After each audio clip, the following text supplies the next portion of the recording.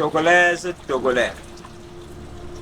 Dans la nuit du 25 au 26 mars dernier, le Parlement avait voté une loi instituant la 5e République. En deuxième lecture, ils l'ont adopté avec 87 voix sur 87 le 19 avril dernier. Cette procédure est donc due à la démocratie du Togo et vient mettre en cause les différents acquis obtenus au niveau de la sous-région de la CEDEAO et viole avec plus d'acuité les dispositions des organisations dont le Togo est membre, je cite la CEDEAO, la francophonie et l'Union africaine et les textes de l'ONU. Nous ne le dirons pas assez.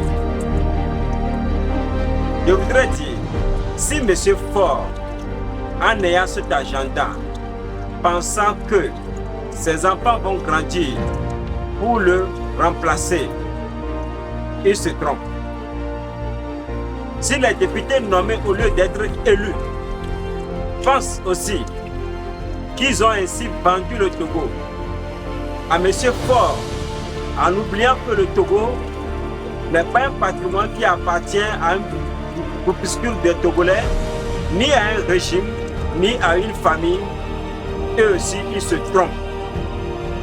Si la classe de l'opposition togolaise, de par leur inactivité, de par leur silence, parce qu'ils ont ainsi donné quitus à ce processus en étant faibles, de dire eux aussi ils se trompent. Je voudrais inviter la jeunesse togolaise, les femmes togolaises et toute la composante de la population togolaise à mettre en retraite, à anticiper la classe de l'opposition pour entamer une nouvelle marche de la démocratisation de notre système politique. Comme on le dit, sans vérité, il n'y a pas de la démocratie. Et puisqu'ils l'ont fait la nuit, ils n'ont jamais consulté le peuple. Ils ont, après tout, parce qu'il y a des contestations bien similaires de consultation des chefs traditionnels. Alors qu'on sait déjà que tous les chefs cantons sont militants de partis qu'ils le veulent ou non, du parti uni.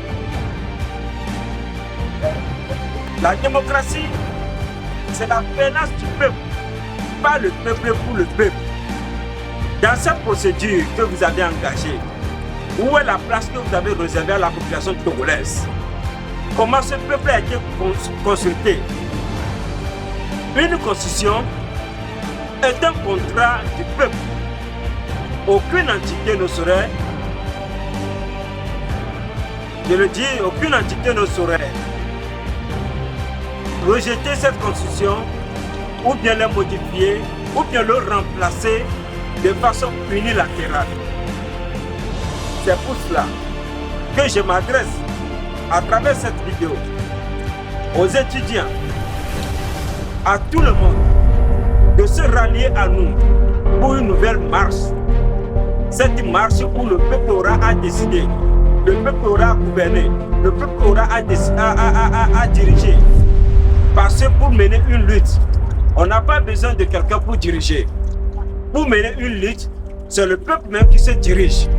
C'est pour ça que nous donnons la force au peuple togolais, pour prendre son destin en main et ne plus se confier à quelqu'un. Parce que depuis lors, la lutte politique que nous avions engagée il y a plus de 30 ans a été confondue à la couleur de l'argent.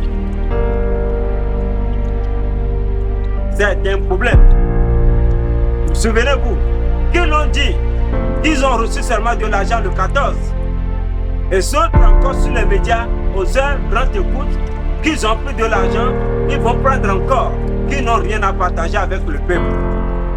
Et c'est à ceux-là que vous voulez encore confier le sort de votre destin. La nation togolaise a tellement souffert et aujourd'hui est la dernière de l'espace de la CEDEAO et puis encore en Afrique. Les choses bougent ailleurs partout. Il faut que ça bouge au Togo. Levez-vous, je vous invite maintenant pour que la marche reprenne. Nous n'avons pas encore fait quelque chose. C'est maintenant que nous allons commencer la lutte démocratique. Soyez convaincus, soyez rassurés que cette lutte, nous l'amènerons ensemble. Nous serons derrière vous. Nous allons donner l'outil nécessaire à la population congolaise pour que nous puissions, ensemble, obtenir cette liberté